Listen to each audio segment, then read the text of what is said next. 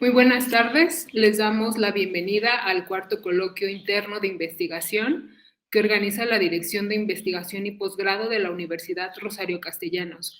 Mi nombre es Sony Solano y seré la moderadora de esta mesa titulada Normas, Legislación, Gobernanza, perteneciente al programa de la Maestría en Cambio Climático y Biodiversidad de nuestra universidad.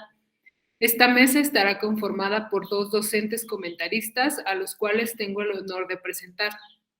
En primer lugar, contamos con la participación del doctor Fermín Carreño Meléndez, quien es profesor e investigador de la Universidad Autónoma del Estado de México y pertenece al Sistema Nacional de Investigadores en el nivel 1. Sus líneas de investigación son la inversión en sustentabilidad, la educación y el desarrollo. Además, también cuenta con estudios de maestría y doctorado en urbanismo, así como el doctorado y la maestría y el doctorado en pedagogía crítica. También contamos con la participación del doctor Luis Brunet Pérez, quien es profesor investigador de la Universidad Autónoma del Estado de México en el Instituto de Ciencias Agropecuarias y imparte también docencia en la maestría y el doctorado en esta institución, y las líneas de investigación que trabaja son la agroecología, indicadores de sustentabilidad y análisis de ciclo de vida en la producción de quesos artesanales. Además de los comentaristas que amablemente nos acompañan el día de hoy, dentro de esta mesa se encuentran los estudiantes que presentarán sus avances de trabajo terminal, que en un momento les presentaré. La dinámica de la mesa va a consistir en que cada estudiante tendrá un máximo de 10 minutos para realizar la presentación de sus avances de investigación, y una vez que terminen, los comentaristas tendrán otros 10 minutos para realizar la retroalimentación que consideren pertinente basada en la exposición de los estudiantes. Les recuerdo que no hay réplica oral por parte de los estudiantes y que la retroalimentación y los comentarios que se deriven de su participación deberán revisarse, analizarse y considerarse con sus respectivos docentes directores de trabajo terminal. Así pues, damos inicio a la mesa de trabajo con la presentación del alumno Marco Antonio Rubio Ramos, estudiante del segundo semestre, quien presentará su trabajo titulado Actualización en el conocimiento del subsuelo de la Ciudad de México. Adelante, Marco, por favor. Sí, buenas tardes, ¿me escuchan bien? Sí. ¿Abro cámara o no es necesario? Como prefieras, más bien la parte de la presentación. Vale.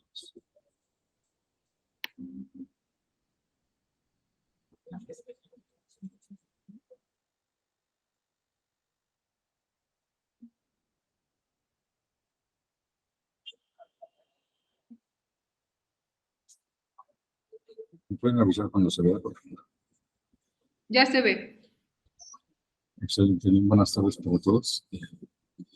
El título básicamente, charlas básicamente de habilidad para la restauración policial del sistema chinampero de zona del Cabo de Xochimilco. Una propuesta básicamente para este ciudad sustentable y eficientemente de alimentos a la Ciudad de México. Abajo está básicamente el nombre y lo más el exterior quizá.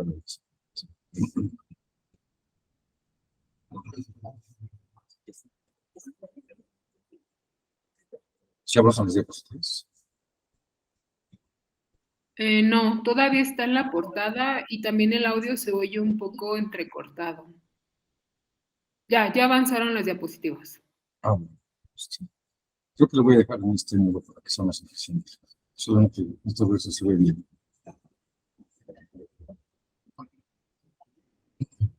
¿Se puede ver bien? Sí, ya se ve la diapositiva de marco teórico. Excelente. Gracias. Muy bien. Bueno, el trabajo de investigación está centrado básicamente en esto. Son las realidades de la ciudad. El ritmo de crecimiento que se denomina la Mancha Urbana, con más de 10 millones de habitantes hasta el registro del 2020 de México. Hay una densidad de población de 6.163 personas por kilómetro cuadrado, que es 2 órdenes de magnitud más de lo que es la media nacional. Así que en este entorno existen variados, repelentes y graves riesgos para los habitantes y para el ambiente, entre otros. La expansión de la ciudad hacia la zona suroriental es una de las cosas cada vez más crítica, Y el entorno donde se siente la ciudad realmente corresponde a un entorno geológico bastante complejo. Es una cuenca sedimentaria de origen tectónico, una altura de 2.400 metros sobre el nivel del mar en promedio, y ninguna otra ciudad a nivel mundial se ha enfrentado realmente a retos como los que tiene esta ciudad. Hay un esquema en la parte superior derecha donde se ve la localidad básicamente de la cuenca de México. Y esto ha sido marcado básicamente, ha sido definido por la UNAM como la domesticación del terreno. Se refiere básicamente a una desorganizada planificación urbana, de protestación y cambio de uso de suelo marcado, extracción masiva del filtro, aumento de la carpeta asfáltica, escasez de la disposición de recursos hídricos, generación de muchos usos urbanos, inundaciones recurrentes, contaminación atmosférica estacionaria, suficiencia del terreno, y es básicamente lo que enfrentamos frecuentemente, que son sismos. Esa es la domesticación del terreno a la que estamos enfrentados ahorita. El contexto es en esta línea de tiempo muy sucinta, de las cuencas endorreicas de los 4 grandes lagos, el que está más en la zona meridional, que es el lago de México, se divide en 5 pequeños lagos. Los más importantes los de este tema son el Chaco y Xochimilco. Son cuerpos de escaso tirante de agua, 3 metros en promedio de profundidad. Y las condiciones ambientales son estas: precipitación de 700 milímetros, temperatura muy adecuada de 6.2. Los climas son normalmente templados y suaves con algunas lluvias, y es poca la temporada de sequías, pero no así es muy amable. En este contexto, en el esquema básicamente geológico, llegaron los pobladores hace 900 años en la región de Chiquimistop y se fueron asentando. Esto dio lugar básicamente a que se fueran generando nuevas formas de abastecer de alimentos en la ciudad. Y hacia el año 1825 se funda Tenochtitlán. Ahí es donde se desarrolla con más énfasis el sistema chinampero. Es un sistema eficiente, artificial, que tiene un valor ambiental muy, muy marcado, y hoy en día está catalogado como de sitios. En 1519 llega la conquista y entonces se modifica drásticamente todo el entorno del paisaje de la ciudad y también los medios productivos. Así que lo que tenemos en el centro es la mancha urbana, que tiene estos 9 millones de habitantes, más de 9 millones de habitantes, y se enfrenta a abastecer de alimentos a la ciudad. Hoy en día el sistema de abastecimiento de agua, el sistema hídrico de la ciudad es 365 kilómetros de drenaje profundo, 2.368 kilómetros de red primaria de drenaje, plantas de bombeo casi 200, hay una red de colectores marginales de 145 kilómetros de longitud. Así que esta realidad marca la zona suroriental de México. Los 2 protagonistas son Xochimilco y Tláhuac.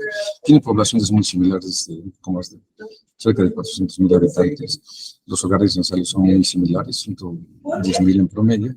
Y algo que es muy interesante es que el porcentaje de analfabetismo disminuye localmente. Es muy elevado el nivel de alfabetización, y el comercio que se define en estas zonas es el que viene básicamente ahí con un valor ya sustentado en millones de pesos.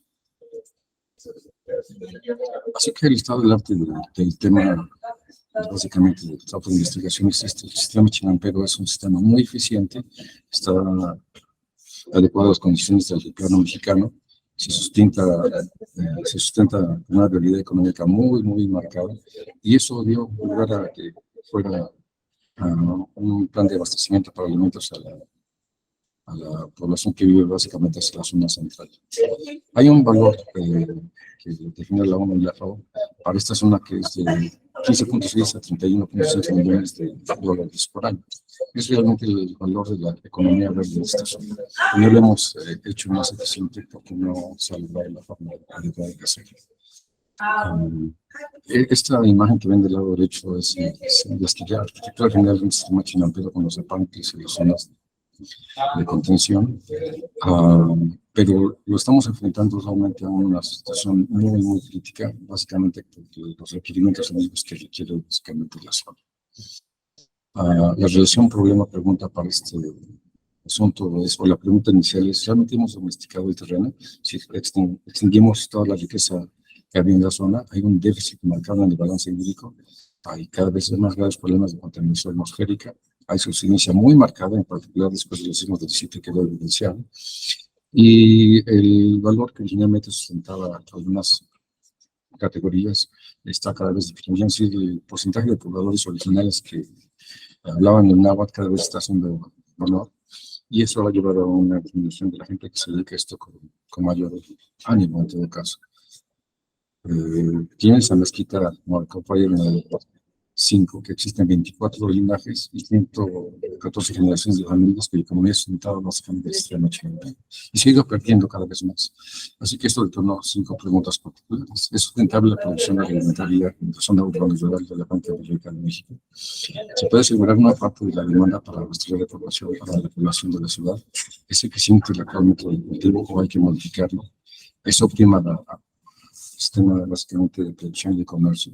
Podemos considerar el traslado y la venta de alimentos que sean realmente rentables. Y algo que es adicional y marginal esto es si vamos a poder conservar los sitios Ramsar, es decir, la categoría de humedales que está protegido con el número 1663. Y además las categorías que tenemos de UNESCO, ¿no? Como los sistemas GIAS y Patrimonio Cultural de la Humanidad. Así que los objetivos generales son estos. El sistema chinampero es una alternativa eficiente para elementos de la Ciudad de México, y si es viable aún conservar la condición de básicamente que han sido pues, otorgados con la UNESCO. Hay objetivos específicos que es documentar la restauración progresiva del sistema chinampero, evaluar la realidad del origen hídrico que sustenta tal producción, documentar la calidad del suelo, es algo que hace falta con mucho énfasis. Hay que saber una numeralia del volumen de protección alimentaria del sistema chinampero exclusivamente. Numeralia de la variedad de productos y demanda local de control de esa producción. La hipótesis de trabajo es la que viene ahí, ¿no? Es viable la recuperación sustentable del sistema de la Ciudad de México. Y las metodologías que se pretenden seguir son básicamente híbridas. Una parte numérica, como vemos en la diapositiva anterior, y una cualitativa que se está enfocando básicamente en encuestas sobre la población que vive en esta región. Hay una forma de que se intenta engranar todos estos conceptos de tal manera que la redistribución hídrica, el problema del agua para la ciudad, sea eficiente para el trabajo químico. Hay que ver si las tecnologías que se están llevando a cabo son las más eficientes. Hay que ver si también se hace una evaluación del comercio justo, todo esto, gente que todavía depende de la producción agrourbana, y si las rutas de distribución hacia los centros mayores son viables.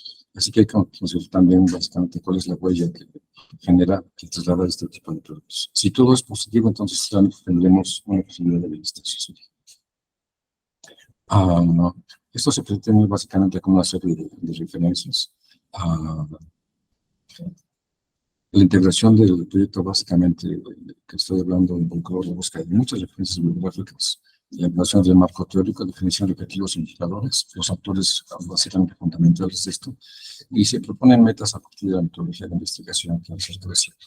Hay un par de referencias ahí que son sustento para esto, es la parte del aspecto hidrogeológico de la cuenca rica de México en la parte sureste, y los informes que se han elaborado últimamente con cada vez más énfasis en el aspecto amigable para la población local. El cronograma que se ha seguido hasta la fecha es este. Hay un avance hasta la fecha del 35%, no tengo director de trabajo terminal todavía. Eso lo hice intencionalmente porque quería terminar el primer año y después ya proceder con más énfasis en todo esto. Y bueno, están las referencias que han sido básicamente consultados a lo largo de y bueno, eso sería básicamente toda la exposición y muchas gracias.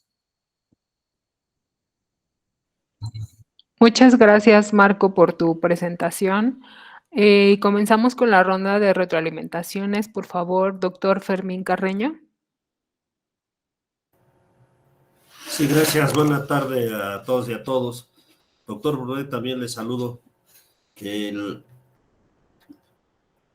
Me causa un poco de inquietud porque no le encuentro ninguna relación entre el título, el objetivo general y la hipótesis planteada. Me parece que toca diversos aspectos ahí que requerirían tener precisión. Si lo que se quiere hacer es una actualización, como decía, el conocimiento del subsuelo, pues tendría que ver estos asuntos planteados de esa manera. Si lo que quiere hacer es una investigación sobre la viabilidad de lo que se denomina el sistema Chinampero, me parece que había que precisarlo por ahí. Si lo que quiere es ver cómo ese sistema influye en la producción de alimentos, me parece que tendría que estarse planteando de esta forma. Y el objetivo general, como está planteado, el sistema Chinampero es una alternativa para el abasto de alimentos viables para la conservación, etcétera. Tendría que tener una perspectiva en el diseño del objetivo, ¿no? ¿Qué es lo que pretende alcanzar? ¿Qué es lo que quiere hacer? ¿Es hacer un análisis? ¿Quiere hacer una propuesta? ¿Quiere hacer una determinación? Es decir, ¿qué es lo que quiere él encontrar en este objetivo? ¿Cuál es lo que está estableciendo para poderlo desarrollar? Y de igual forma, entonces, la formulación de la hipótesis tendría que estar señalada en ese mismo sentido. Y por último, quisiera comentar que esta parte del objeto de estudio que es muy amplio, yo lo podría concretizar en el sentido de qué es lo que quiere mostrar, qué es lo que quiere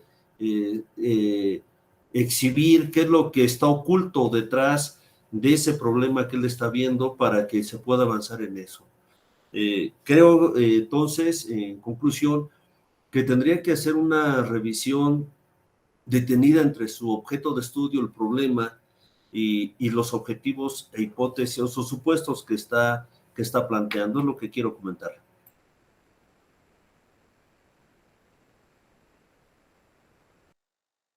Muchas gracias, doctor, por sus comentarios. Pasamos con los comentarios del doctor Luis Brunet Pérez, por favor.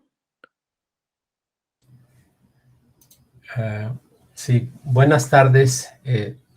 ¿Sí me escuchan bien? Porque tuve problemas al inicio y no los escuchaba. Sí. Ok, muchas gracias. Bueno, también saludo al doctor Fermín Carreño, colega acá en la Universidad Autónoma del Estado de México. Me parecen muy atinados sus comentarios del doctor Fermín. Yo también está muy grande y se me hace muy complicado abordar todo lo que quería abordar, por lo que me voy a centrar en otros puntos, ¿no?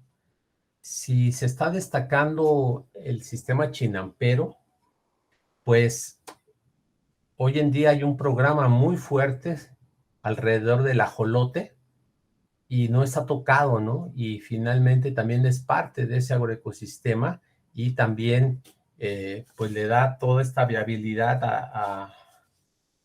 a las funciones que tiene este agroecosistema. Entonces, creo que ahí faltaría, si se quiere resaltar el uso del agroecosistema Chinampa. Por otra parte, veo que las referencias bibliográficas son muy anteriores. Yo he visto trabajos de la UAM Xochimilco muy recientes sobre pues todo esto de las chinampas y los alimentos y todas estas estrategias que se están utilizando para conservar la chinampa como un patrimonio mundial. Entonces creo que ahí habría que irse más allá con referencias más nuevas, ¿no? La otra parte que creo que no entendí es que uno de los objetivos es medir huella de carbono y en todo lo demás no hay, pues no se menciona cómo se va a medir huella de carbono, porque como es un cuerpo de agua y tiene muchas interacciones con plantas y con biodiversidad, eso se complica mucho para hacer una medición de huella de carbono, pero no sé si ya hay algún avance o se está viendo, porque pues ya con la huella de carbono ya sería más que suficiente como para una tesis. Y mi último comentario, la parte esta de alimentos, ¿no? Hay también muchos trabajos con relación a el tipo de alimentos que se generan en en este sistema y los mecanismos de comercialización, y nada más se va por el comercio justo cuando hay todas unas estrategias de restauranteros que van y compran ciertas hierbas o ciertos productos que son más dirigidos hacia mercados gourmet, que eso también sería también pues digno de estudiar, más que solo ver que sí es comercio justo, ¿no? Entonces ahí sí pues hay otro esquema también para orientar el trabajo. Y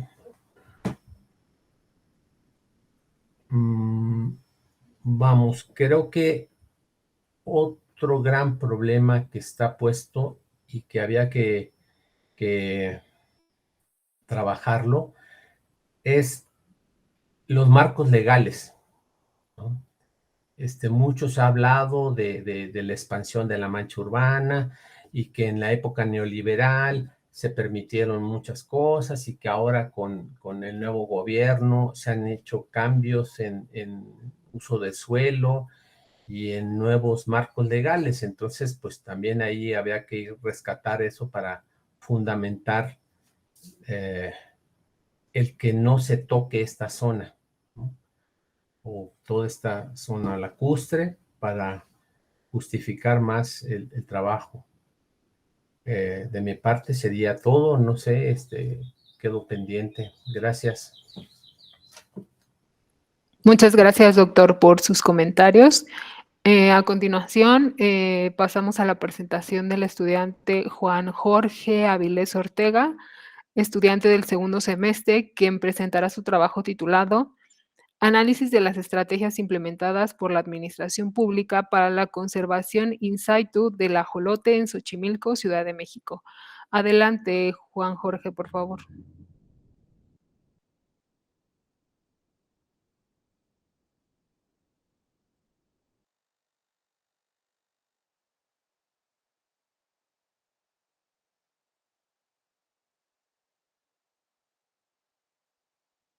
Ok, si gustas, pasamos con la presentación del siguiente compañero y después retomas tú.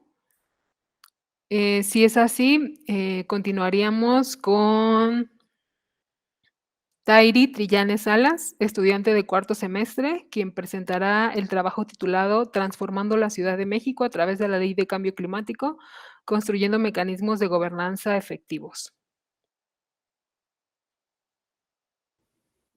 Hola, muchas gracias, doctora Sony Solano. Un gusto, maestros, doctores Luis Brunet y Fermín Carreño, así como la audiencia que me escucha. Voy a comenzar compartiendo mi pantalla. Por favor, si me confirman que se ve, se los agradecería mucho.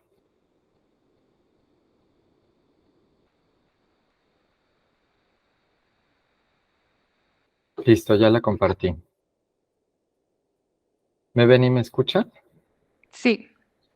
Excelente. Voy a iniciar la presentación. Efectivamente, la presentación es una tesis teórica que se enfoca a la Ley de Cambio Climático de la Ciudad de México y se titula Transformando la Ciudad de México a través de la Ley de Cambio Climático, cómo construyendo mecanismos de gobernanza efectivos. Esta investigación, lo que vamos a ver a continuación, pues es los objetivos, la metodología, el marco teórico, la descripción de la ley a grandes rasgos, cómo se realizó esta caracterización de los mecanismos de gobernanza que hay en la ley, su impacto, una propuesta de fortalecimiento y algunas conclusiones que están en procesos y obviamente las recomendaciones para las futuras investigaciones.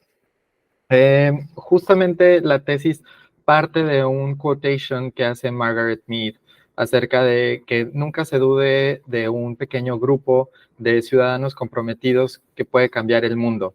Y definitivamente esto es la única cosa que ha sido pues posible, ¿no? O que realmente ha tenido como un impacto. Y hablamos de esto porque la ley es un instrumento de transformación y los mecanismos de gobernanza ambiental pues surgen en este contexto de crisis ambiental y de también crisis sanitaria, de cómo podemos implementarlos a través de nuestra ley y cómo hacemos que nuestra ley tenga estos mecanismos de participación, ¿no? Cómo integrar a las decisiones ambientales a las personas y a los habitantes y cómo construir estos proyectos y esta planificación en el largo plazo, que definitivamente no se puede hacer desde la administración pública sola, ¿no? Tiene que, pues los problemas ambientales son multifactoriales y también son multiactor. Y como nosotros en nuestra ley generamos estos canales de comunicación con los diferentes actores para poder construir proyectos que nos ayuden a mitigar los efectos del cambio climático. En este sentido, pues la crisis ambiental destaca la importancia de generar estructuras y mecanismos de gobernanza que permitan la participación de la población, y en esta investigación se parten de los 8 principios de análisis de diseño institucional de Elinor Ostrom, en donde pues se analizan los mecanismos de gobernanza de la ley a partir de estos 8 principios para identificar impactos en su proceso de implementación y la efectividad de los resultados. Cabe destacar que, pues, evidentemente nosotros respondimos a la pregunta ¿qué y cómo?, que sería el objetivo y la metodología, que, como ya lo mencionaba, analizamos estos mecanismos de gobernanza de la ley, y el cómo es a través de estos 8 principios de análisis de diseño institucional.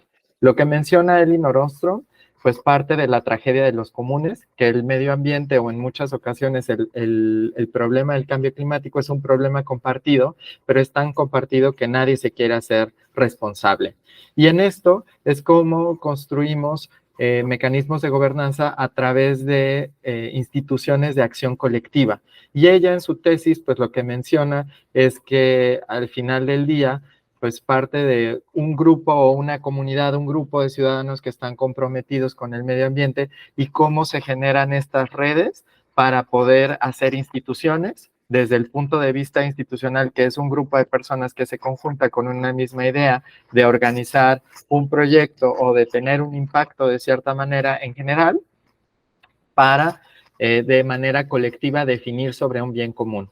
Y en este sentido, ella desarrolla estos 8 puntos que me parece preciso puntualizar en esta presentación, que ella dice que es importante definir límites claros del grupo, hacer coincidir las reglas que rigen el uso de bienes comunes con las necesidades y condiciones locales, asegurarse que los afectados por las reglas puedan participar en la modificación de las reglas, asegurarnos que las autoridades externas respeten los derechos y los reglamentos de los miembros de la comunidad, desarrollar un sistema para los miembros de la comunidad puedan monitorear el comportamiento de otros miembros, usar sanciones graduales para quienes violen las reglas, proporcionar medios accesibles y de bajo costo para la resolución de disputas, y desarrollar la responsabilidad de gobernar el recurso común en niveles anidados, es decir, desde el nivel más bajo hasta un sistema interconectado completo.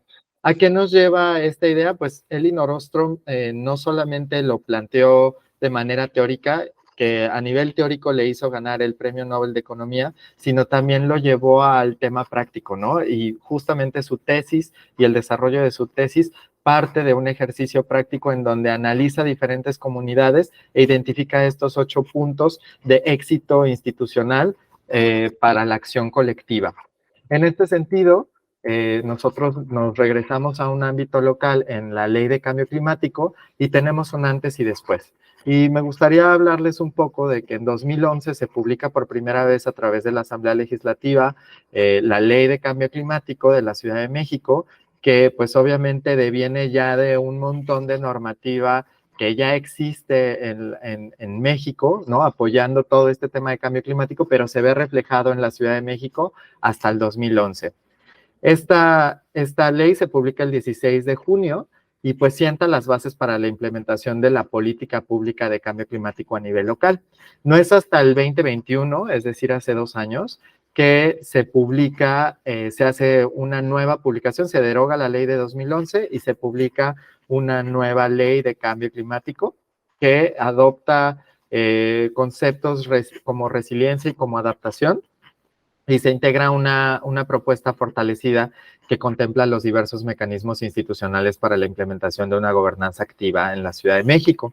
En este sentido, pasamos de tener solamente 15 mecanismos de gobernanza que están poco descritos, discrecionales, que se encontraban pues prácticamente a merced de la autoridad, a tener 18 mecanismos que ya contemplan la participación ciudadana. Sin embargo, la pregunta es, ¿consideraremos estos mecanismos como los únicos o tendremos que hacer más mecanismos de participación en nuestra ley que nos ayuden a atender el problema del cambio climático en la Ciudad de México con una perspectiva multiactor? En este sentido, yo hago la pregunta y cuestiono, bueno, quizá en 2025 podamos tener 30 mecanismos de gobernanza o por lo menos tener los 18 fortalecidos. Para el análisis de los mecanismos de gobernanza se hizo una caracterización de los mecanismos encontrados en la ley, encontrando mecanismos normativos, mecanismos de participación, de coordinación y de monitoreo.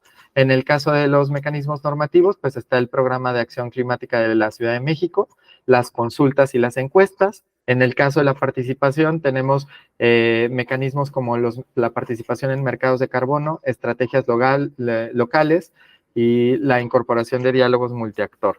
Asimismo, en la coordinación, pues viene mecanismos como la consolidación del Comité Técnico Ambiental y la Comisión Interinstitucional de Cambio Climático. Asimismo, el mecanismo para instaurar redes y alianzas. En el caso del monitoreo, encontramos la necesidad de realizar auditorías, evaluaciones, informes y divulgación. Y en informes y divulgación incluye la investigación científica, así como mecanismos de queja y reclamación. A través de una encuesta que se realizó con diversos actores de la administración pública, en su momento, principalmente de la Asamblea Legislativa, ahora Congreso de la Ciudad de México, se identificaron en 5 rubros cuáles habían sido estos impactos de la gobernanza que consideraban a partir de la publicación de la Ley de Cambio Climático del 2021. En relación a lo anterior, se encontró que la Ley de Cambio Climático de la Ciudad de México se preguntó si mejoraba la eficiencia y la efectividad de la aplicación y de pues, la consolidación del propósito mismo de la ley, y solamente coincidieron que en 20% la ley mejoraba esta eficiencia y efectividad en relación a la aplicación de mecanismos de cambio climático, mecanismos de gobernanza. En materia de que si la ley realizaba una buena promoción de la participación y la legitimidad, el 30% estuvieron de acuerdo, ¿no? Que tenía pues un 30%. En fortalecimiento de la transparencia y rendición de cuentas, solamente el 10% consideró que la ley tenía un impacto en su fortalecimiento. Asimismo, un 40% en resolución de conflictos y gestión de riesgos y 55% en fomento de la innovación y adaptación. Es decir, en la Ley de Cambio Climático se reconoce que hay un factor consolidado en relación al tema de investigación y de innovación. Sin embargo, el componente más que se requiere fortalecer más o con el área de oportunidad más grande es el de fortalecimiento de la transparencia y rendición de cuentas. En ese sentido, después de este análisis, se procede a realizar pues ideas de innovación, ¿no? ¿Cuál sería esta propuesta ya una vez identificando este impacto? Y la propuesta es fortalecer participando, ¿no? Con estos principios de Elinor Ostrom y con los resultados que tuvimos de la encuesta, se parte a 5 puntos clave a desarrollar, en donde se habla de derechos de propiedad claros y definidos, que evidentemente eso no involucra solamente la Ley de Cambio Climático, ¿no? También involucraría el Programa General de Desarrollo Urbano de la Ciudad de México. Asimismo, la participación y colaboración multiactor, que si bien se toca en la Ley de Participación Ciudadana, no queda descrita como un factor clave en la Ley de Cambio Climático. Por otro lado, el sistema de monitoreo y evaluación participativo, en donde pues el actual sistema de monitoreo y evaluación que propone la ley es un sistema de monitoreo que lleva a cabo las mismas instituciones ejecutivas del Ejecutivo de la Ciudad de México. Sin embargo, pues no son participativos, ¿no? No es un sistema en donde las personas participen de manera activa. Los incentivos para la adopción de prácticas sostenibles, y el fortalecimiento de la capacidad local y conocimiento tradicional, es decir, cómo se puede recuperar el conocimiento tradicional para la aplicación de proyectos, de programas y de política pública. En este sentido, a partir de estos 5 principios se desarrollan ideas. Estas ideas parten de la necesidad de lo que se podría incluir en relación al espíritu de la norma o al espíritu de la ley, hablando del fomento a la economía circular, el carbono, lograr una neutralidad de carbono y compensación, la resiliencia climática en relación a las crisis hídricas que estamos viviendo, la gobernanza inclusiva, la participación digital, cómo llegamos a mecanismos de participación que no necesariamente tengan que ser a través de una encuesta en físico, sino cómo agilizar estos procesos de participación, hacerlos más fáciles y más directos para los ciudadanos que ya cuentan con acceso a tecnologías. Y los otros 2 es cómo integramos a comunidades en condición de vulnerabilidad y la cosmovisión indígena en nuestros propios proyectos y planes de la Ciudad de México, que si bien pues contamos con estos grupos que muchas veces coinciden en ser en comunidades en condición de vulnerabilidad y al mismo tiempo ser parte de un grupo indígena, pues tenemos que considerar cómo generamos mecanismos de participación ad hoc a también estas perspectivas, ¿no? Hacer una ley mucho más incluyente. Con esto, en las conclusiones preliminares, yo me voy a hacer otro cuestionamiento más, en donde me cuestiono si es una mejora legal o ejecutiva. Y ejecutiva me refiero al hecho de en su aplicación, si bien la ley es una abstracción de la realidad, muchas veces existen sesgos en cómo encauzar ciertas conductas. Y esto, pues, derivado de que pues, la ley no es perfecta, es perfectible. Y yo me cuestiono si la mejora sería legal, o sea, a partir de este análisis, si bien podemos fortalecer y robustecer la ley, que es el principio de esta tesis, lo que se está haciendo, y si bien sí hay áreas de oportunidad, sí se puede mejorar, y la respuesta es sí, es si la mejora va a ser legal o ejecutiva. Es decir, una vez ya fortalecido, ¿de qué nos sirve la mejora legal si ejecutivamente no se está realizando, ¿no? Si no se está implementando como tal lo que marca nuestra legislación? Entonces, ahí habría que partir a un análisis mucho más detallado, pero abre la puerta a una segunda investigación que, como bien mencionaba en mi índice, pues son estos hallazgos de la propia investigación a invitar a seguir investigando en cómo poder dialogar el tema legal con el tema de implementación, ¿no? Si bien lo podemos implementar en la ley de cambio climático, es cómo fortalecemos nuestro gobierno y en materia de democracia participativa y democracia directa para que simplemente exista no solamente el financiamiento, sino también existan las propias instituciones desde el ámbito público, pero también desde el ámbito social y privado, ¿no? Que nos ayuden y que ayuden a implementar la ley desde una perspectiva de urgencia en materia de cambio climático. Y eso, a grandes rasgos, es la investigación. Yo les agradecería mucho sus comentarios y me quedo muy al pendiente de cualquier comentario o información que quieran compartirme. Muchas gracias a todos por la audiencia, por escucharme. Agradecemos la presentación y comenzamos con la ronda de retroalimentaciones. Por favor, doctor Fermín Carreño. Sí, gracias, con gusto. Bueno, pues lo que escuché es una, digamos, no sé, una versión actualizada o diferente del documento que nos enviaron. Digo, lo comento esto porque me parece muy mejorado con el documento que nos enviaron, ¿no? Es totalmente diferente, aunque en esta parte del documento yo había encontrado, digamos, algunas inconsistencias que tienen que ver con, por ejemplo, con la parte de la pregunta de investigación. En tu pregunta de investigación del documento que nos mandaron decía algo así como ¿cuáles son los mecanismos de gobernanza contemplados por la Ley de Adaptación y Mitigación del Cambio Climático y Desarrollo Sustentable de la Ciudad de México? Ya dabas la fecha de la Gaceta y sus posibles impactos en los procesos de implementación. Sin embargo, creo que el orden con que la presentas es tú lo que quieres evaluar precisamente esos impactos que te van a dar la transformación. Y la sugerencia que yo hago es que pudiera redactar más o menos algo así como cuáles son los impactos generados en el proceso de implementación de los mecanismos de gobernanza contemplados por la Ley de Adaptación y Mitigación del Cambio Climático y Desarrollo Sustentable de la Ciudad de México, ¿no?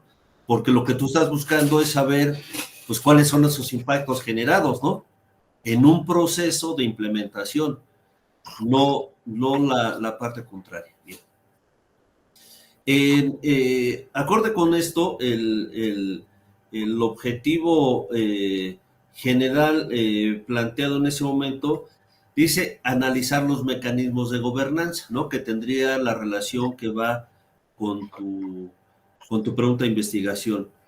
Sin embargo, en los objetivos específicos, yo te sugiero muy atentamente dar una revisión en su redacción para que pudieras tener o pudieras mostrar cuál es la dimensión y el alcance que tú quieres plantear en los objetivos específicos. Por ejemplo, tú en estos objetivos específicos, tú planteas en el segundo analizar el marco jurídico. Entonces, ese analizar el marco jurídico lo tienes al mismo nivel del objetivo general, que es analizar los mecanismos, ¿no?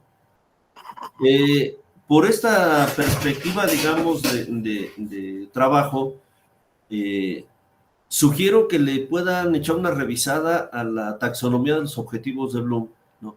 Para que en esa parte ustedes puedan contemplar, ¿no? Yo sé que esta es una perspectiva muy positivista y demás, ¿no? Pero creo que más o menos tratando de ubicar el trabajo que están presentando, se podría articular muy bien con esto. Si vas a analizar qué otros objetivos específicos te van a ayudar para alcanzar ese objetivo general, ¿no? Bien, en otro orden de ideas, ahí, por ejemplo, cuando se plantea en el objetivo específico 1, planteas el estudiar el concepto de gobernanza, ¿no? Yo lo que te sugiero ahí es que ese verbo de estudiar podría haber sustituido por investigar, por inspeccionar, por examinar, ¿no? Porque eso te permite a ti poder tener digamos, ese carácter medible, ¿no? De tu objetivo, ¿cómo lo alcanzas, no lo alcanzas? Porque el estudiar es muy amplio, ¿no? Y lo que para ti puede ser también estudiar, pues quizá para el comité o tu lector pueda no ser estudiado, ¿no? Entonces, te sugiero que en esta revisión previa a tus objetivos, pues, afortunadamente el idioma español tiene una gran variedad, ¿no? de posibilidades, y sugiero que pudiera ser, ¿no? Investigar, inspeccionar, examinar, vas a encontrar mucho más, ¿no? En el objetivo número, me parece que es el 5, en el último objetivo, donde señalas proponer alternativas de diseño y recomendaciones, ¿no? Cuando tú planteas el objetivo general, tú no estás planteando en ningún momento la propuesta. Tú lo que estás planteando es que vas a analizar esos mecanismos de gobernanza que tienen impacto, ¿no? ¿Sí? Pero no estás planteando ninguna propuesta, ¿no? Lo que yo te sugiero muy atentamente ahí es que revisaras si este alcance que tú lo estás planteando para que tú vas a poder identificar esos posibles impactos, ¿no? Porque tú estás ya planteando la propuesta y pues no checa con tu objetivo general, ¿no? Entonces, a lo mejor tendrías que modificar la redacción de ese objetivo para que te permita, no se te convierta en una camisa de fuerza, ¿no? Porque como estás analizando tu objetivo general, pues ¿cómo vas a hacer propuestas si no es la idea, ¿no? Creo que eso podría ayudar para que pudieras ubicar esta parte, ¿no? Ese es mi comentario, gracias. Muchas gracias, maestro Fermín. Continuamos con la retroalimentación del doctor Luis Brunet, por favor. Sí, gracias. Bueno, pues ya el doctor Carreño ya abordó la estructura y estas cosas. Yo me voy a ir entonces más adelante.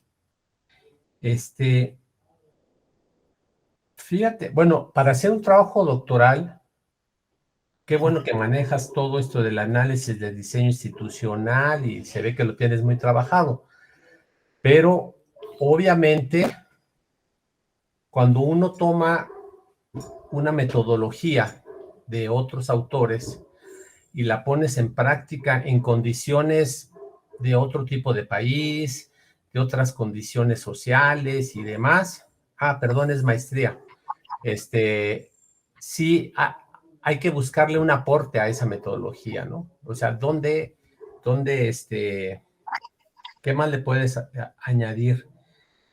Me parece muy interesante todo y creo que estás cayendo al punto de cómo incorporamos a la sociedad para que participe y se haga, asuma todos estos compromisos y que se reduzca el impacto ambiental. Eso yo creo que es lo que todo el mundo que estamos metidos en cuestiones de sustentabilidad andamos buscando, ¿no? Esa varita para cambiarles el chip a la gente.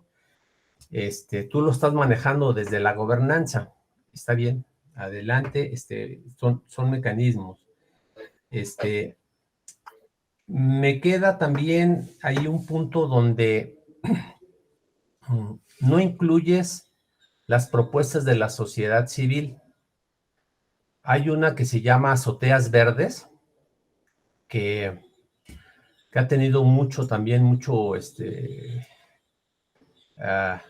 no difusión, pero hay estrategias que la gente está haciendo, y eso pues también para mitigar el cambio climático. Entonces pues había que recuperarlas, ¿no? Y fíjate que hace, no sé, tal vez unos 3 meses, leí un libro, no sé si ya lo conoces, se llama Un mar de esperanza, soluciones ciudadanas para un planeta sostenible, de Andrea Sainz Arroyo, editorial Taurus. Lo puedes comprar en Amazon, y precisamente, digo, no es en la Ciudad de México. Ella utiliza precisamente también toda la propuesta de Ostrom y la aplica, pero en ciudades del mundo pesqueras. Pero creo que da muchas pautas para, pues, cómo se organiza la gente, cómo reaccionan, por qué sí, por qué no. Y entonces son reflexiones que yo creo que te pueden servir como para ir pensando por dónde se puede ir tu trabajo, ¿no? Tu aporte, y me pareció muy interesante. Entonces, bueno, te lo comparto. Creo que da pauta para muchas cosas. Y déjame, si apunté otra cosa. Híjole, también yo creo que agarras todo un marco desde la economía circular hasta cosmovisión indígena. Híjole, son muchas cosas que quieres medir o que quieres considerar en tu trabajo, y pues a veces ya no da tiempo. Entonces a lo mejor habría que ir recortando las cosas más importantes y meterle tijera. Uno cuando hace trabajo tanto de maestría como de doctorado y está ahí, pues siempre tiene uno mucha información, y cuando dices hay que meterle, o te dicen hay que meterle tijera, dices no, ¿cómo? Si todo es importante, no quieres separarte, pero pues a veces hay que acotar las cosas, ¿no? Entonces, esa es mi sugerencia. Muchas gracias y estoy también a tus órdenes. No sé si los correos electrónicos los van a compartir, y si No, no es mi temática, pero bueno, alguna cosa te puede hacer, ¿vale? Gracias. Muchísimas gracias, doctor Luis Brunet. Gracias. Muchas gracias por sus comentarios. Juan Jorge, ¿ya podrías presentar tu trabajo? Sí, claro. Muy buenas Ok. tardes. Entonces pasamos con tu exposición titulada Análisis de las estrategias implementadas por la Administración Pública para la conservación in situ del ajolote en Xochimilco, Ciudad de México. Adelante, por favor. No sé si se alcanza a ver ya la presentación. Sí, ya la vemos. Perfecto. Un momento.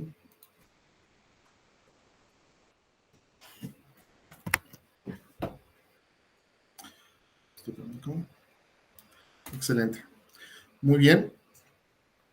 Muy buenas tardes a todos. Muchísimas gracias, doctor Fermín Carreño y doctor Luis Brunet, por estar aquí. Muchas gracias también a la doctora Sony Solano.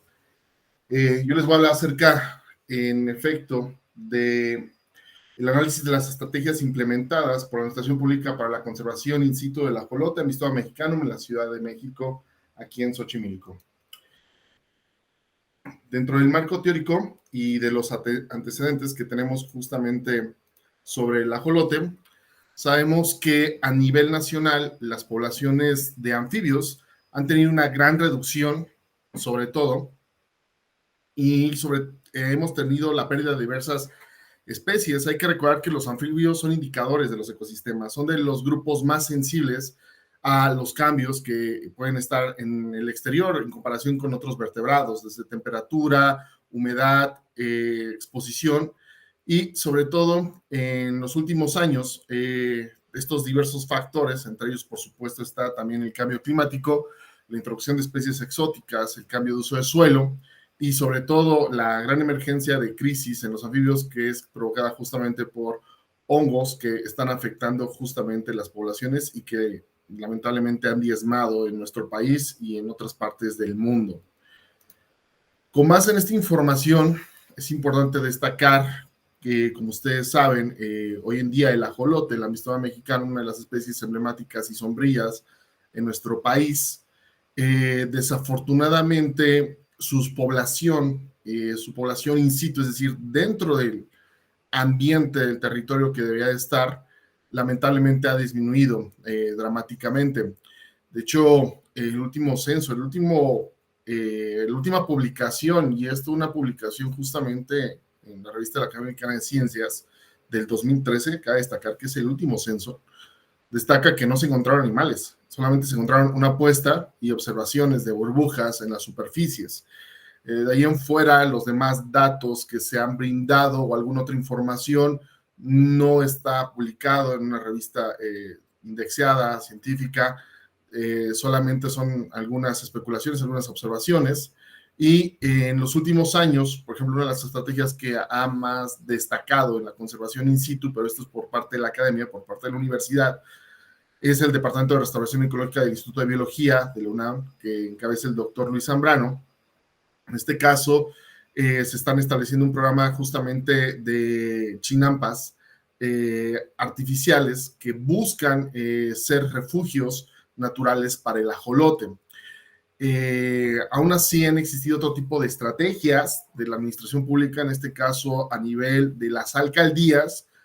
Fue justamente el año pasado donde se suscitó una liberación de ajolotes en la zona. Lamentablemente, hoy en día, si pedimos Infomex y transparencia, no existe justamente la liberación, no existe el trámite correspondiente a la Semarnat justamente para haber hecho esta liberación de estos ejemplares, de estos animales.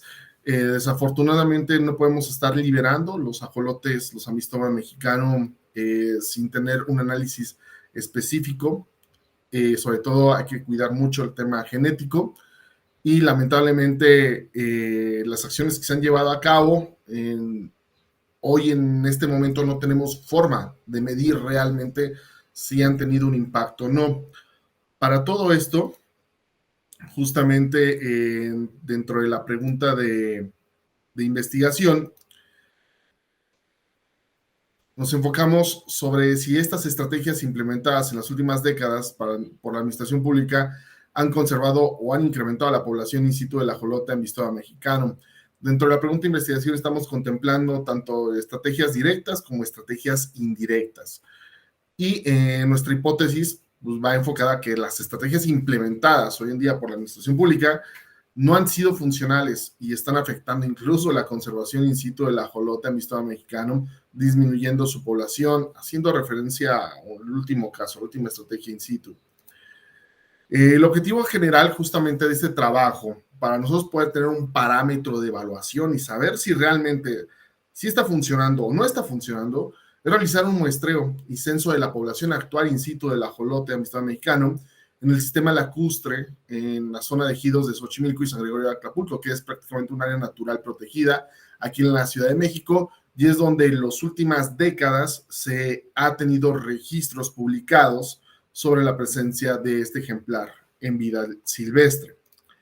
Dentro de los objetivos específicos también de este estudio es analizar justamente estos datos de este censo, compararlos con los datos asociados a las diferentes estrategias implementadas por la administración pública, como hace rato justamente se comentaba, que hayan existido muchas estrategias de forma indirecta, que va justamente de estrategias desde la limpieza de los lirios, estrategias que fomentan la agroecología en las chinampas, volver a tener justamente un equilibrio en el ecosistema, para saber justamente qué es lo que está pasando, realmente cómo estas estrategias están beneficiando o no están beneficiando.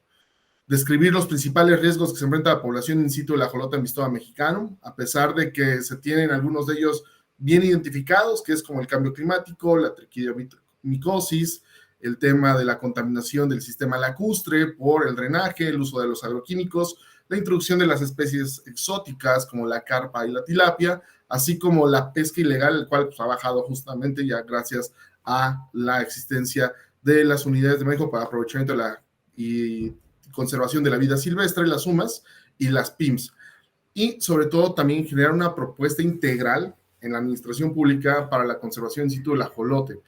Hoy en día, tanto gobiernos de las alcaldías, gobiernos locales y gobiernos federales, lejos de estar bien articulados los tres, cada quien está haciendo actividades diferentes y lamentablemente esto se ve reflejado justamente en el día a día de las estrategias aplicadas. Una de las principales justificaciones es justamente que el ajolote, pues hoy en día se encuentra en peligro de extinción a nivel nacional, con base en la NOM 059 de Semarnat 2010. En el caso del CITES está en apéndice 2, eso es algo muy bueno, lo cual justamente permite el comercio legal de este ejemplar, el cual se encuentra en cualquier universidad del mundo.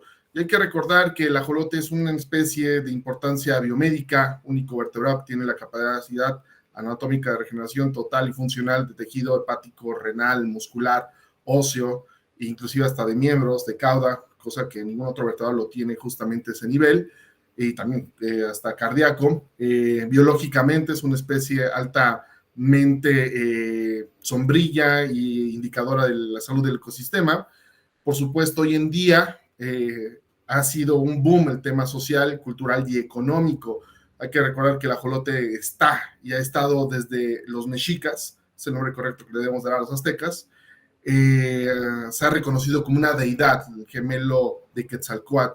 Y de hecho, en la parte económica les comparto algo que me da mucho gusto y sobre todo al auditorio. El día de hoy, oficialmente, el Banco de Moneda de México anuncia un sueño que también fuimos parte de él y es la moneda oficial del ajolote, con el fin de generar conciencia un poquito de la población. Hoy fuimos parte de esta ceremonia de entrega justamente de los 100 años del Museo de Zoológico de Chapultepec y se aprovechó para esta parte. Hoy en día podemos tener estos escenarios. Esta es una fotografía publicada en Science, en la revista el 9 de mayo del 2023, de la situación actual del ajolote. El problema es que no tenemos datos del censo y justamente lo que estamos nosotros en este trabajo de investigación correspondiente a su etapa inicial, el ver estos datos del ejemplar, realmente saber en qué estamos parados, cuál es la base, cuáles son los números de la población. Justo hoy en día, aquí les presento las fotos de los otros dos miembros del comité tutorial, que de hecho Justo hoy hablé con ellos, que es la doctora Marina Robles, de la Secretaría del Medio Ambiente del Gobierno de la Ciudad de México, que estamos justamente esperando su confirmación, pues el doctor Walsil, Fernando Walsil, que es el director general de zoológicos de la Ciudad de México, que justamente ellos ya están involucrándose también en esta parte con la finalidad también de poder ayudar a tener justamente este censo. Dentro del diseño metodológico, esta es la zona de estudio justamente que vamos a estar atacando, la zona señalada, son las coordenadas geográficas. Dentro de esta parte se van a trazar transectos aleatorios para no sesgar la muestra, la realización de muestras durante temporadas de secas y lluvias, siempre tratando de garantizar el bienestar animal del ajolote. Eso es lo más importante. No queremos ser muy invasivos, simplemente es realizar la muestra con lo que hoy conocemos que no puede tener un impacto justamente a las poblaciones de anfibios. No queremos afectar más de lo que hay o lo que pueda justamente existir. Vamos a organizar estos datos, clasificarlos justamente para hacer un análisis estadístico y por supuesto con esta información ya vamos a poder tener bases para poder comparar con las diferentes estrategias establecidas dentro de la administración pública. Justamente ahorita en estos meses estamos con el tema de la aprobación ya de la colecta científica por parte del Sistema de Medio Ambiente y Recursos Naturales para poder llevar a cabo justo este procedimiento. Esperamos apenas justamente el avance es del 35% de esta investigación, pero esperemos que sea fructífera y sobre todo que vamos a tener datos ya más claros y precisos de los cuales no han existido desde el 2013 y es necesario para poder evaluar las diferentes estrategias que han puesto los diferentes niveles de gobierno para la conservación del ajolote en Xochimilco y sobre todo la conservación in situ de este ejemplar tan importante hoy en día para el mundo. Y eso sería todo y cuanto de mi parte. Muchas gracias. Agradecemos la presentación y comenzamos con la ronda de retroalimentaciones. Doctor Fermín Carreño, por favor. Sí, con gusto.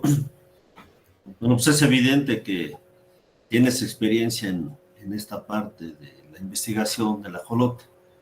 Y normalmente pues no hago los comentarios sobre el contenido, sino en esta parte de la propuesta metodológica.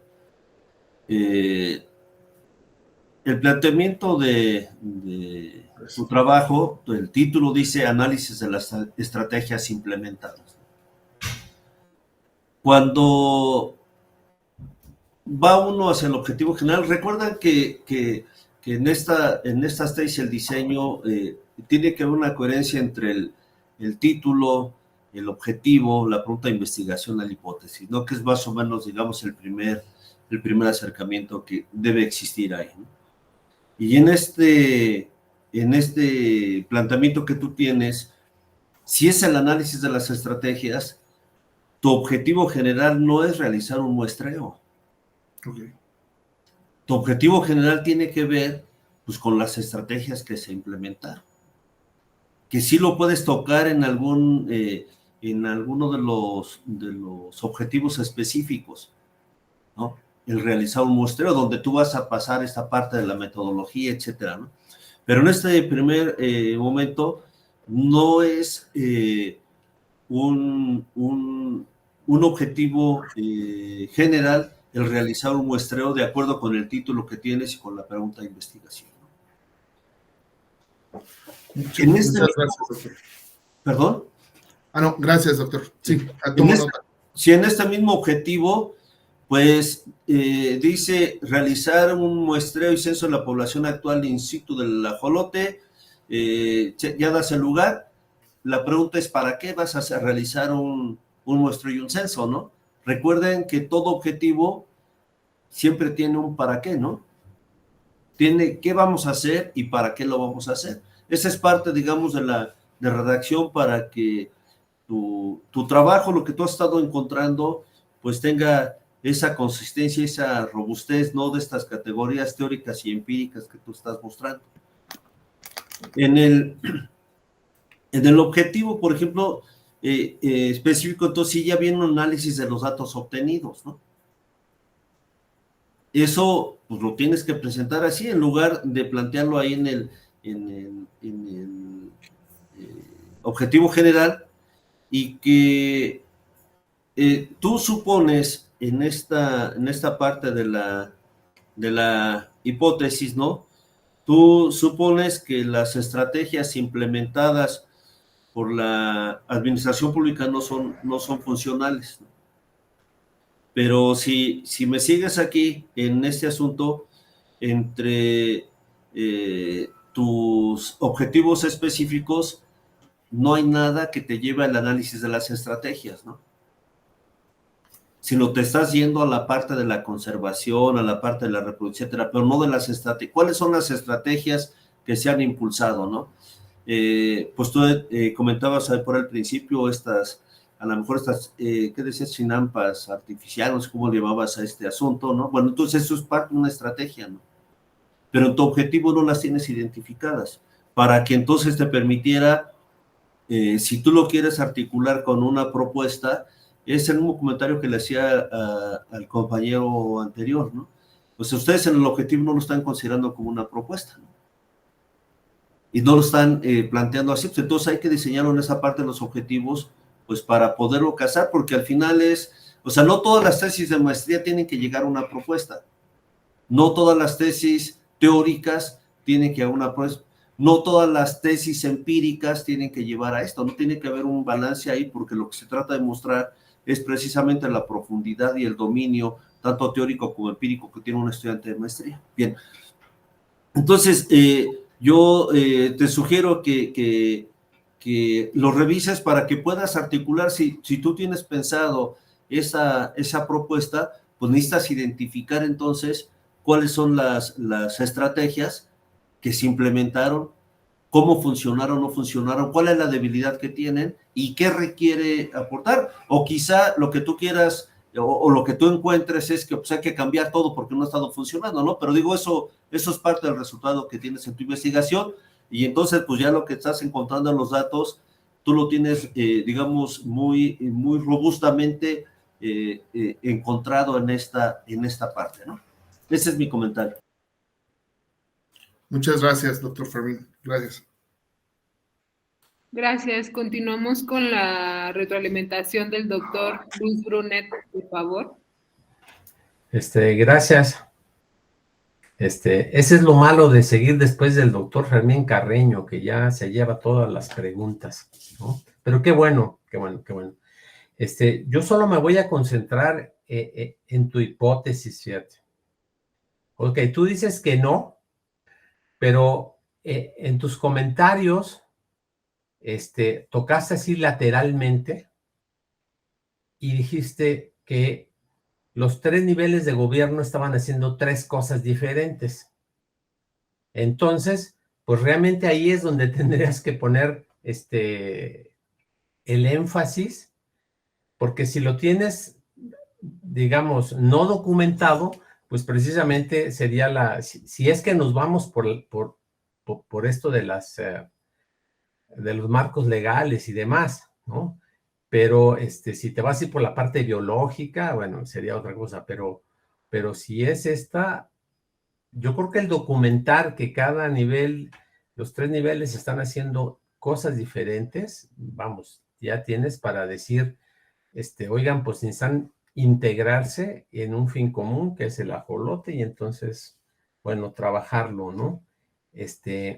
Ahora me paso a la parte biológica, ¿no?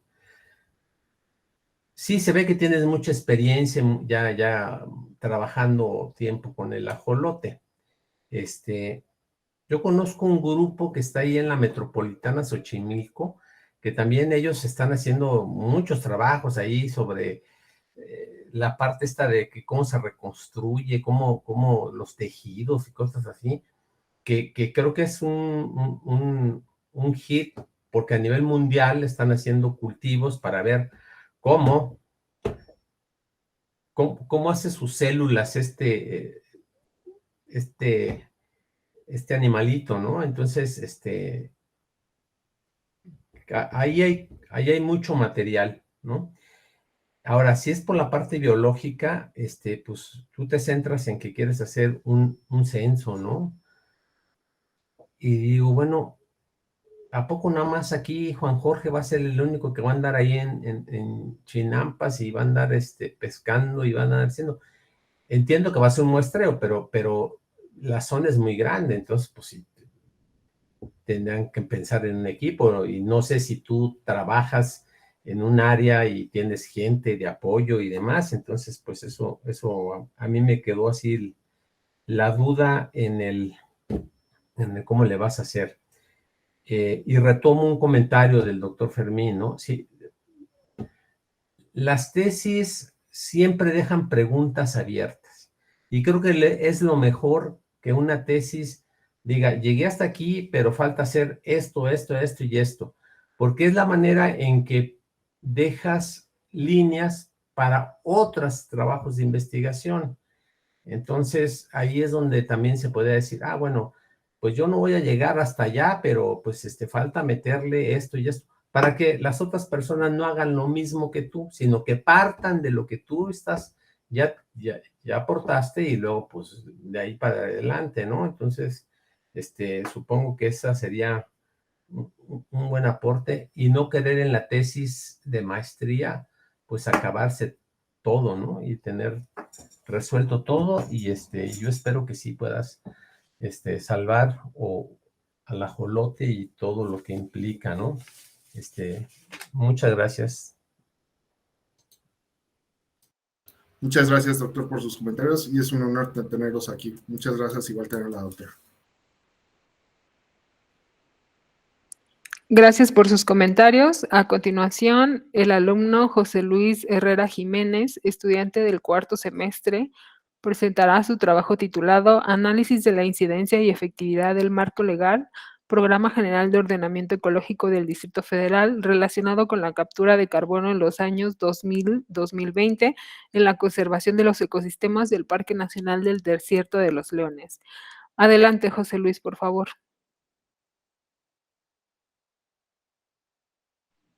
Sí, buenas tardes, gracias a la audiencia por estar presente. Ofrezco disculpas por el sonido ambiental, ya no puedo llegar a mi oficina.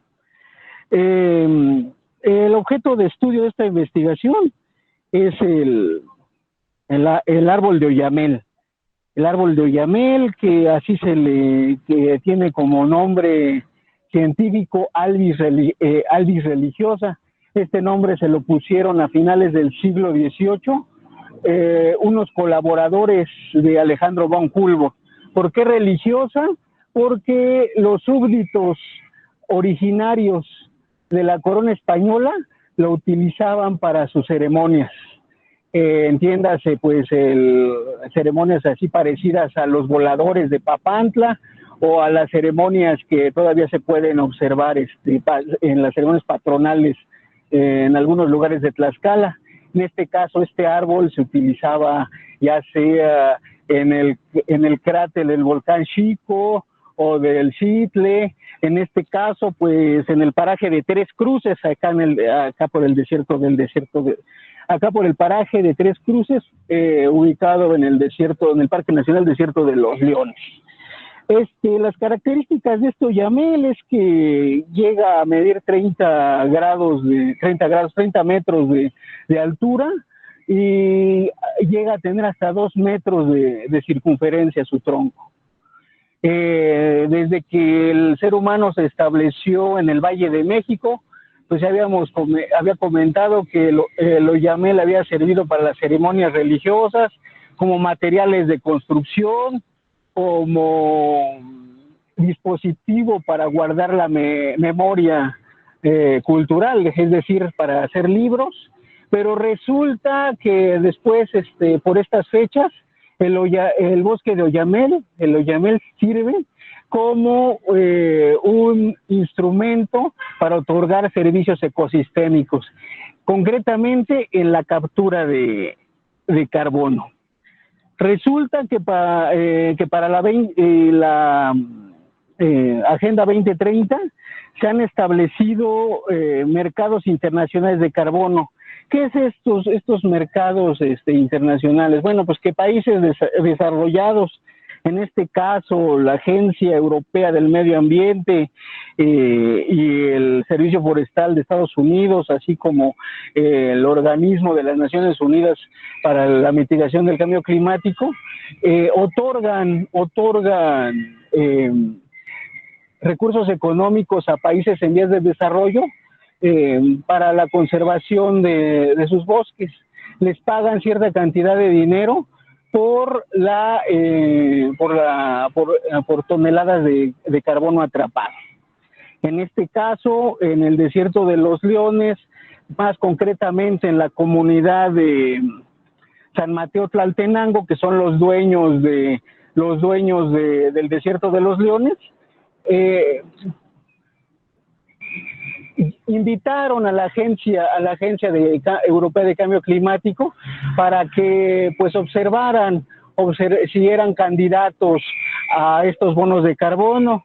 Resulta que pues el desierto de los Leones y parte de la comunidad de San Mateo Tlaltenango tienen hectáreas, cientos de hectáreas de bosques de oyamel que puede considerarse pues ya viejos, que ya tienen más de 150 años.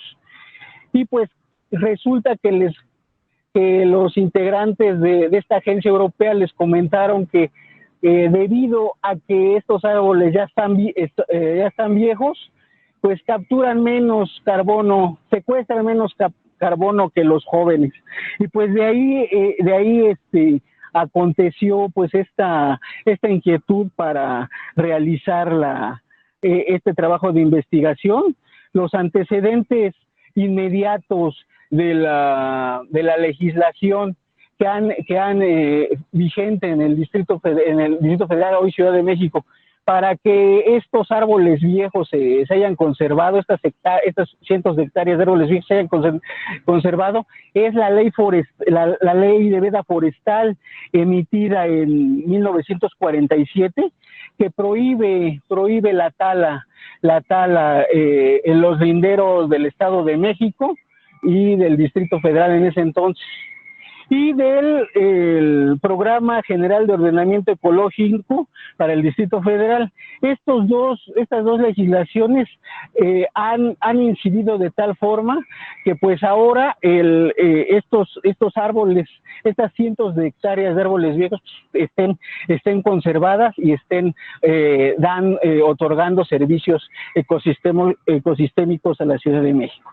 Aquí pues muestro un mapa de actores que incide en el bosque de oyamel del desierto de los Leones, más en general en la comunidad de San Mateo Tlaltenango.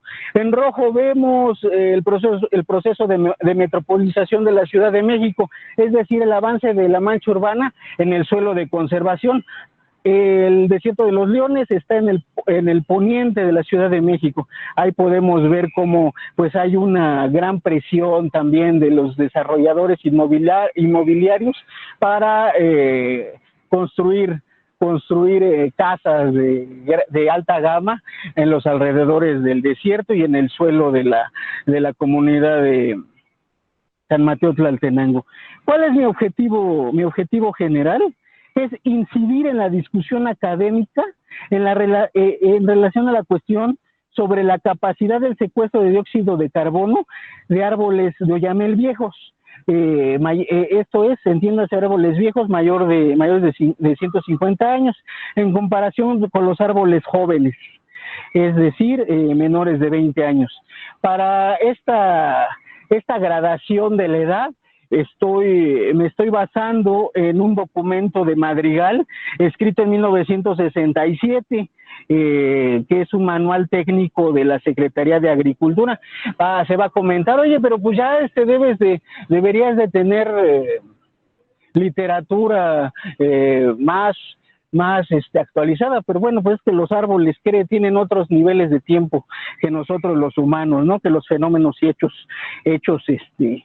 que nosotros experimentamos. Uno de los objetivos particulares, que sería el segundo, es presentar una comparación de argumentos científicos sobre la capacidad del secuestro de carbono de los oyameles viejos a través del análisis crítico de artículos académicos. Mi hipótesis de trabajo es que los árboles maduros de Oyamel tienen menores índices de secuestro de dióxido de carbono en comparación a los árboles de Oyamel jóvenes.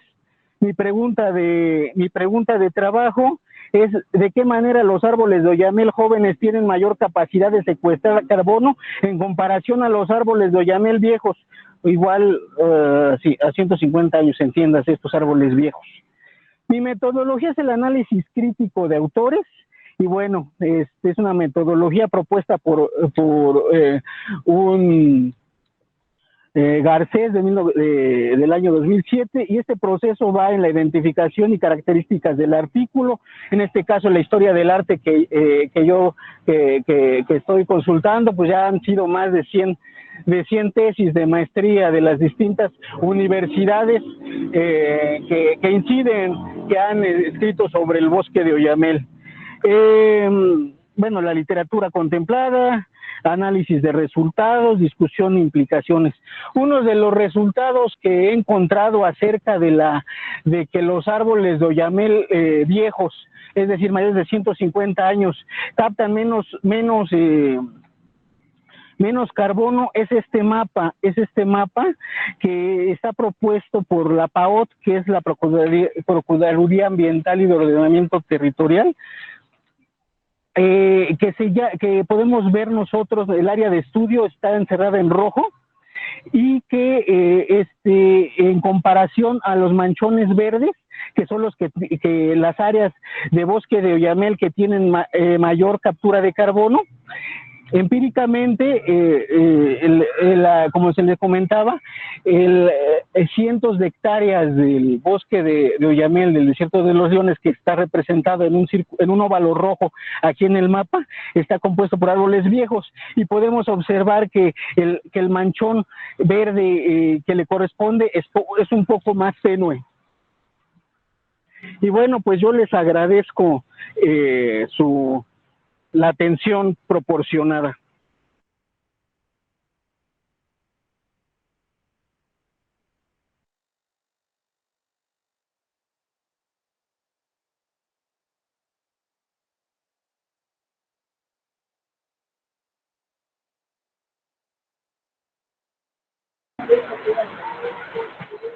Gracias.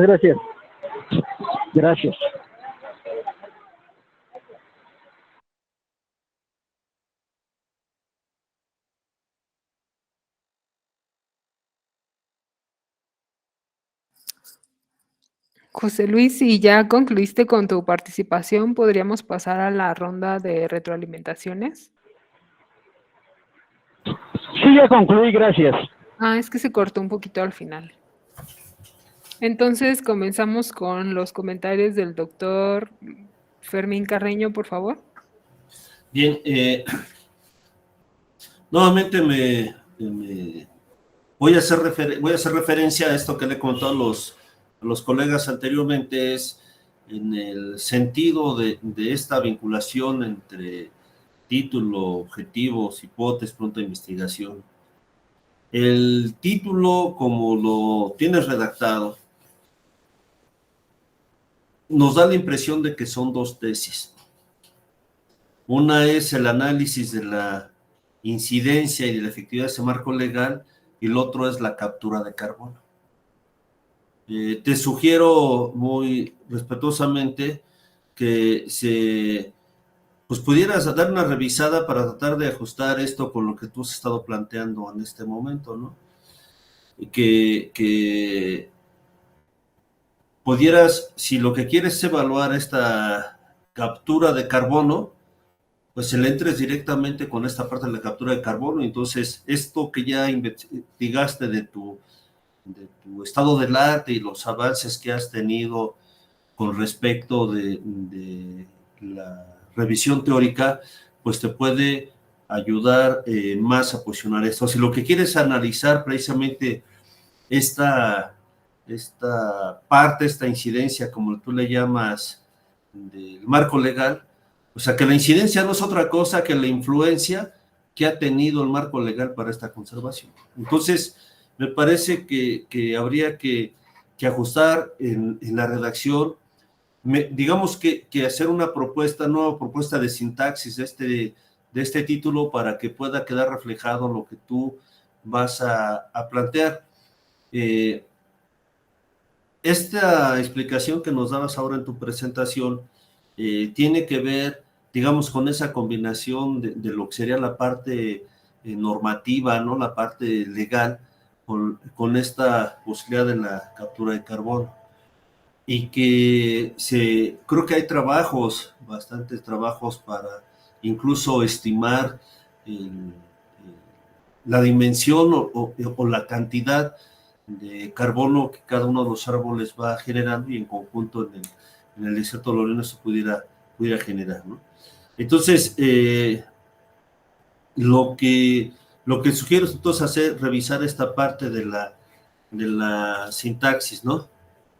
Y te lo comento porque tanto en el objetivo como en la pregunta de investigación te vuelves a referir en el objetivo análisis de la incidencia y en la pregunta de investigación de qué manera la incidencia de la aplicación del marco legal, etcétera, etcétera. Entonces, considero importante que pudieras revisar para esta cuestión, ¿no?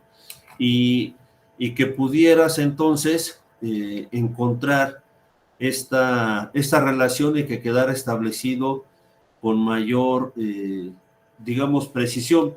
Sobre todo porque en tu trabajo tú ya tienes ubicadas cuáles son tus categorías de análisis con las que estás planteadas y qué es lo que se podría estar revisando, ¿no? Y esto te permitiera entonces, pues, encontrar la forma de manejar de manera ordenada estas fases en las que tú te estás incorporando. Incluso hasta se me venía a la mente esto de cómo el marco legal en general puede estar incidiendo en un capítulo, en ese análisis del marco general, y la otra parte, cuáles son estos convenios, acuerdos internacionales, cómo se vincula esta parte con los famosos ODS, cómo esta visión, digamos, de la economía neoclásica se incorpora esta parte del pago de los servicios ambientales, etcétera, ¿no? Digo, yo no comulgo mucho con estas cuestiones de los ODS, pero creo que por ahí podría ir tu trabajo para que lo puedas ubicar con esta consistencia que hemos estado planteando, ¿no? De la forma en que tú tendrías que tenerlo, ¿no? Y en la propia pregunta de investigación, ¿no? Esta forma en la que tú la tienes redactada, dice de qué manera la incidencia de la aplicación del marco legal en la conservación de los ecosistemas existentes en las barrancas, cañadas, etcétera, etcétera, particularmente en el Parque Nacional de Desierto de los Leones, han contribuido a la restauración y preservación del hábitat de estudio, ¿no? Entonces, la misma observación, la misma propuesta que te hago es revisar esta parte de sintaxis en esta pregunta para que tú lo puedas ubicar, cómo esta incidencia que tú le llamas del marco legal han contribuido a la restauración y a la preservación del hábitat o de esta zona de estudio, ¿no? Entonces, lo demás pues, es parte de cómo se va integrando, que incluso en tu propio trabajo de tesis en este ordenamiento, habría que ubicar esa parte de la cuestión de orden económico, ¿no? Desde la economía ambiental, como digo, la economía ambiental tiene pues, una perspectiva neoclásica, lo que nosotros conocemos en la parte neoliberal, y cómo en esta perspectiva tiene una orientación hacia esa parte, ¿no? Y cómo esta perspectiva de esta economía ambiental lo que hace es una transferencia de los costos, ¿no? Por eso el pago de las capturas de carbono, una transferencia de los costos de los países, entre comillas, desarrollados contra los países como el nuestro. Entonces, esa es mi sugerencia, revisar esta parte, pues para que tú puedas, digamos, darle fortaleza a esta perspectiva de tu trabajo. Gracias, Espanto. Gracias, doctor. Cerramos con los comentarios del doctor Luis Brunet, por favor. A ver, José Luis, estoy preocupado porque es un trabajo de cuarto semestre donde supongo que estás finalizando, ¿no? Y pensando en tu gran pregunta o tu gran duda de que si los oyameles viejos contra los jóvenes, ¿cuál es mejor? Y que ya mencionaste 100 tesis revisadas a través del análisis crítico. Es decir, yo me voy por ese lado con la idea de, pues, darte algunos tips, ¿no? El primero es que en el Instituto de Ciencias Agropecuarias y Rurales, donde yo trabajo, hay un equipo de investigadores que se dedican a la parte forestal. Y la verdad no sé si han hecho trabajos sobre oyameles viejos y jóvenes y sus aportes, ¿no?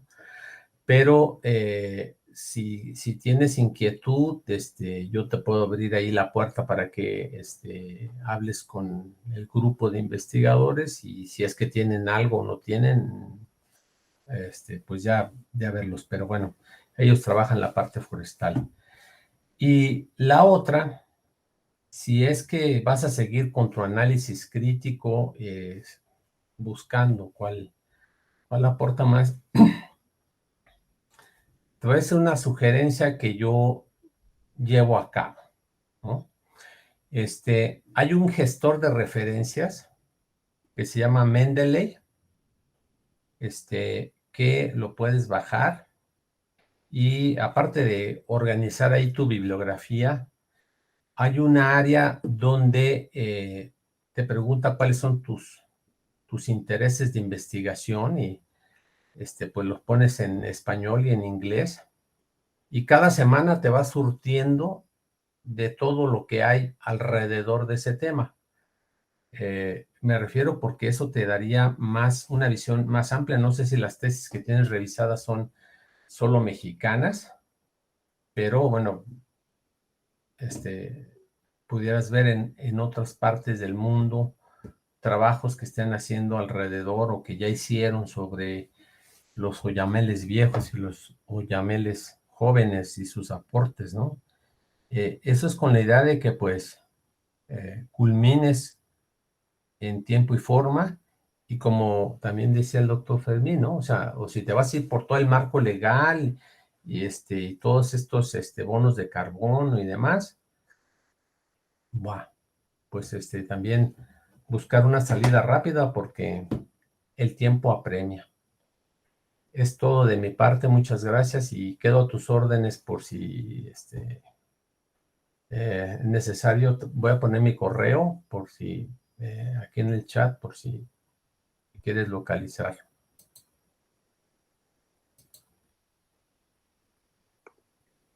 Muchas gracias, doctor. Agradecemos la presentación de los estudiantes, así como la participación de los comentaristas y su asistencia al cuarto coloquio interno de investigación del posgrado de la Universidad Rosario Castellanos, en el cual se están presentando 308 trabajos de estudiantes en 80 mesas diferentes que serán retroalimentadas por 80 expertos académicos de diversas instituciones de educación superior, tanto nacionales como extranjeras. Les reiteramos nuestro agradecimiento y les deseamos buenas noches. Otro modo de ser humano y libre, otro modo de ser.